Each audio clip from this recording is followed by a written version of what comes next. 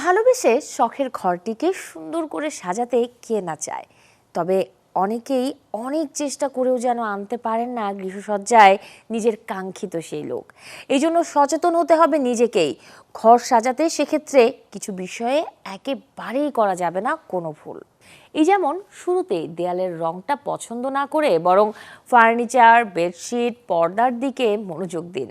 খুব ট্রেন্ডি বা পিনটারেস্টের ডিজাইন অনুসরণ না করে বরং সহজে পরিষ্কার করা যায়, সব মৌসুমের সাথে সামঞ্জস্যতা বজায় থাকে এবং আরামদায়ক, এসব বিষয়ে নজর দিতে হবে।